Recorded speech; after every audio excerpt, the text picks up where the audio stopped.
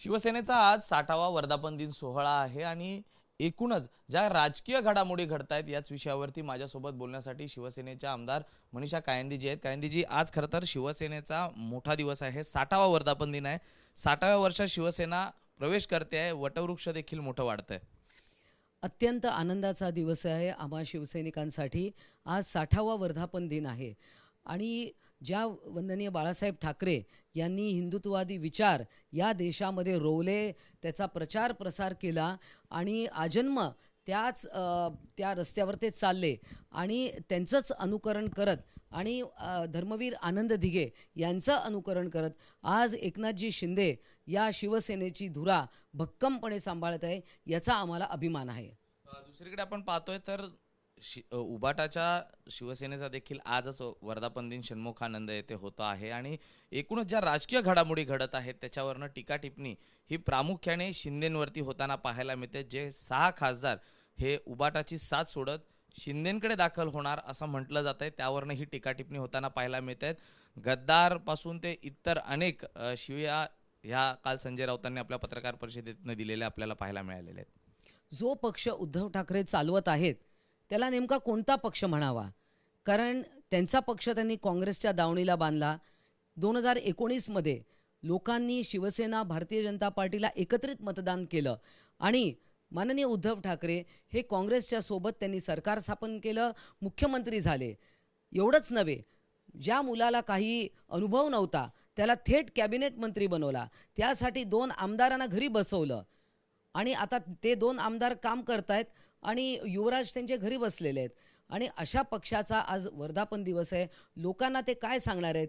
आणि भरीसभर संजय राऊत आहेतच शिव्यांची लाखोळी व्हायला, कारण आत्मपरीक्षण करायचं नाही. खरं तर त्यांच्या मेळाव्याला त्यांनी आत्मपरीक्षण मेळावा असं नाव दिलं पाहिजे आणि त्यामध्ये त्यांनी शिवसैनिकांचं ऐकून घेतलं पाहिजे. त्यांच्याबरोबर जी आज लोक आहेत त्यांना कळत नाही आहे, कारण एकीकडे त्यांचे प्रवक्ते आणि ते राज्यसभा खासदार कसे झाले तर आमच्याच आमदारांनी त्यांना निवडून दिलं.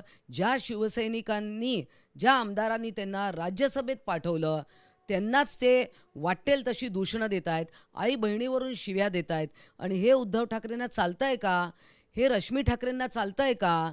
अशा पद्धतीनं आई बहिणीवरून शिव्या देणं आणि ते पण थेट मीडियासमोर सर्व महाराष्ट्र आणि सर्व हिंदुस्थान ऐकतोय हे. आणि हा त्यांचा वर्धापन दिन आहे का? आणि परत NCPच्या लोकांना सांगतात, जे शरद पवार गट आहे त्यांना सांगतात तुम्ही काँग्रेसमध्ये विलीन व्हा. तृणमूल काँग्रेसच्या उरलेल्या लोकांना सांगतात तुम्ही काँग्रेसमध्ये विलीन व्हा. म्हणजे वंदनीय बाळासाहेब ठाकरेंच्या विचारांना पूर्ण तिलांजली देण्याचं काम यांनी केलेलं आहे. आणि आता त्यांनी, जसं मी मगाशी म्हटलं, त्यांनी आत्मपरीक्षण मेळावा करावा. शिवसेनेचा वर्धापन दिन आणि उबाटाकडनं एक टीजर लॉन्च करण्यात आलेला आहे आणि या टीजरमधनं पुन्हा एकदा एकनाथ शिंदेंना टार्गेट करण्यात आलेलं आहे. प्रामुख्याने सांगायचं झालं तर पदाच्या पैशाच्या लालसेपोटी सत्तेसाठी काही जणांनी शिवसेना फोडली इतकंच नाही, मात्र गाढवाने वाघाचं पांघरून हंतरून कुणी वाघ होत नाही असं देखील या टीजरमधनं म्हटलेलं आहे. मला सांगा, सुरुवातीला गणेश नाईक सोडून गेले, छगन भुजबळ सोडून गेले, ते कशासाठी गेले? स्वतः त्यांचा भाऊ राज ठाकरे यांनी देखील त्यांची साथ सोडली. मग त्यांनी कशासाठी सोडली? नारायण राणे आहेत, त्यांनी कशासाठी सोडली? म्हणजे सगळ्यांवर तुम्ही पैशाचे आरोप लावत जाणार. हे तुम्ही स्वतः, म्हणजे आपण कुठेच चुकलेलो नाही, परंतु दुसऱ्यात मात्र दोष शोधून काढायचे. त्यामुळे संजय राऊत तिकडे नेहमीचा त्यांचा कार्यक्रम असेल, प्रसंग कोणताही असो, तोंडातून शिव्या हे ठरलेलं आहे. आणि मला वाईट वाटतंय त्यांच्याकडच्या लोकांचं की त्यांना आज हेच सगळं ऐकायला पुन्हा षण्मुखानंद हॉलमध्ये जावं लागणार आहे. व्हीप बजावून देखील 6 खासदार त्यांच्या बैठकीला उपस्थित राहिले नाही आहेत आणि कुठलाही संपर्क हा अद्याप त्यांच्या नेत्यांचा त्या 6 खासदारांसोबत झालेला नाही आहे. मात्र दुसरीकडे ऑपरेशन टायगरची जी चर्चा होती हे देखील सक्सेसफुली झालंय की नाही झालंय याबाबत देखील संभ्रम निर्माण झालेला आहे. याबाबत आपलं नेमकं मत काय? बघा, हे जे तुम्ही म्हणताय ना ऑपरेशन टायगर वगैरे, हे कोणी काही केलेलं नाही आहे. ते स्वतः जे खासदार आहेत ते तिकडे कंटाळले असतील हे असं रोज रोजची दूषणं देणं. आता मला सांगा, आज आदित्य ठाकरे का महाराष्ट्रभरात फिरत नाही आहे? काय प्रॉब्लेम आहे? अहो ते वरळीत पण दिसत नाही जिकडून लोकांनी त्यांना निवडून आणलं. त्यांचं मताधिक्य देखील कमी झालं. हे 2 आमदार नसते, सुनील शिंदे आणि सचिन अहिर, तर यावेळेला ते निवडून तरी आले असते की नाही ह्याची धाकधूक होती. परंतु आता देखील ज्याप्रमाणे श्रीकांत शिंदे पायाला भिंगरी लावून महाराष्ट्र फिरत आहेत, का आदित्य ठाकरे फिरत नाही, का लोकांना भेटत नाही, का लोकांच्या समस्या, ह्यांना केवळ एसीमध्ये बसून फेसबुक लाईव्ह करायचं आहे. यांना स्वतः आपण काय करतोय, का लोक सोडून चालले आहेत. बरं, एखादा माणूस अस्वस्थ वाटत असेल त्याला गेट आउट अगोदरच म्हणून टाकतात.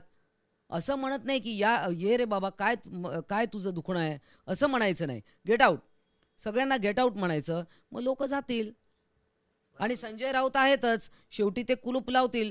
मात्र दुसरीकडे 6 खासदार ज्या पद्धतीने नॉट रिचेबल झाल्यानंतर सरकारकडनं त्यांना वाय सिक्युरिटी दिली जाते आहे, याच्यावरनं अनेक प्रश्न उपस्थित होत आहेत की याच्या मागे देखील सत्ताधारीच आहेत.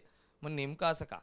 बघा, पोलीस यंत्रणे जेव्हा ते ओपनली सांगतात आहे की आम्ही तुमच्या गाड्या पेटवून देऊ, तुम्हाला सोडणार नाही, तुम्हाला तुडवू. कायदा आणि सुव्यवस्था राखणं हे माननीय मुख्यमंत्री आणि गृहमंत्र्यांचं काम आहे. आणि तशा सूचना जर का मुख्यमंत्र्यांनी दिल्या असेल तर ते नक्कीच बरोबर आहे. कारण कोणी कोणाला ओपनली धमकी देत असेल तर मग काय सरकारने बघायची भूमिका घ्यायची का? हा प्रश्न मी विचारते. एक 60वा वर्धापन दिनानिमित्त एकच प्रश्न आहे. एकीकडे नेस्कोमध्ये एकनाथ शिंदेचा आवाज घुमणार आहे, तर षण्मुखानंदमध्ये उद्धव ठाकरे आज मार्गदर्शन करणार आहे. कसं पाहता या दोन्ही नेत्यांकडे आपण? या दोन्ही नेत्यांसोबत आपण काम केलेलं आहे. बघा, उद्धव ठाकरेंवर टीका करणं एवढं काही मी मोठी नाही आहे. परंतु मी एक सांगते, माननीय एकनाथजी शिंदे मुख्यमंत्री राहिले, आता उपमुख्यमंत्री आहे. त्यांच्याकडे लोक आकर्षित होऊन येत आहेत. का लोक येत आहेत? कारण त्यांच्यावर विश्वास आहे. आज एकनाथ शिंदे हा महाराष्ट्रातला एक आश्वासक चेहरा आहे. आज सतत आमच्याकडे इन्फ्लो चालू आहे, इन्कमिंग सुरू आहे. अनेक माजी खासदार आमदार आमच्याकडे आलेत. का? की एकनाथ शिंदे हे असं व्यक्तिमत्व आहे की आम्हाला हे असं व्यक्तिमत्व महाराष्ट्राला पाहिजे. आज कोणासाठी, गरीब श्रीमंत कोणी असो, प्रत्येकासाठी धावून जाणारे एकनाथ शिंदे. वाटेत त्यांच्या कॉन्व्हॉयमध्ये एखादा कुठे जखमी माणूस दिसला, कोणी गरजवंत दिसला, रुग्ण, तर स्वतःची ॲम्ब्युलन्स देणारे. असं कुठला मुख्यमंत्री होऊन गेला? आणि निश्चितच आम्हाला तर शिवसैनिकांना पुन्हा ते मुख्यमंत्री झालेले पाहिजेत. धन्यवाद ताई, आमच्याशी बातचीत केल्याबद्दल. व्हिडिओ जर्नलिस्ट अनिल सनगरेसह मी सूरज सावंत, एबीपी माझा, मुंबई. एबीपी माझा, उघडा डोळे बघा नीट.